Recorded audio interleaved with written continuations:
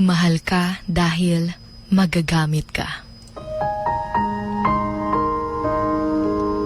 Nakakalungkot lang isipin na may mga taong mamahalin lang tayo dahil magagamit tayo.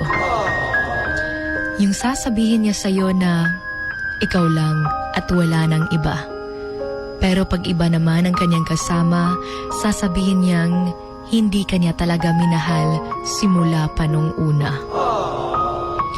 Mahirap sa part nung taong nagmahal ng totoo dahil lahat binuhos mo kahit wala nang matira sa'yo. Kaya mahirap talaga kapag nagmahal ka ng taong kailangan ka lang at hindi ka talaga mahal. Dahil hanggang sa mga magagamit ka, ay gagamitin ka talaga hanggang sa maubos. Pinaasa ka pa na ika'y nag-iisa at kailanmay di sasaktan ang damdamin mo. Pero sa buhay niya, ay dalawa pala kayo.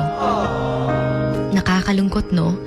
Nakakawala pa ng kumpiyansa sa sarili. Dahil akala mo, totoo ng lahat ng mga pinakita niya sa'yo. Pero unti-unti ka lang pala niyang inuubos. Pati yung mga pangarap mo, gumuho dahil sa kanya. Sa kadahilanang mahal na mahal mo siya. Muadto pa ka sa ilaha, bahalag, layo ka ayo ila. Kay lagi, love jud nimo siya. Pero bisan pa diayg, magsigi kag adto sa ila kada adlaw. Hindi mo talaga kontrolado lahat ng kanyang mga galaw. Ikaw nalay maulaw, samot nag kabalo na ka na iba na pala sa puso niya ang sinisigaw at hindi na ikaw. Okay naman sana kayo nung una, tas biglang nanlamig na lang siya hanggang sa hindi na nagparamdam sa'yo at nagpakita. Hanggang sa nalaman mo na lang one day na yung sinasabi niya sa yung wag mong pagsilosan yung taong to ay yung tao na palang laman ng kanyang puso.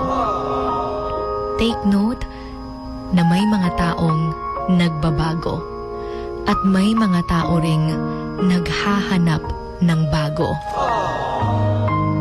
But it doesn't matter if ginamit ka lang at hindi na ikaw, dahil meron at merong taong darating sa buhay mo at ipaparamdam sa'yo na espesyal ka at kamahal-mahal ka.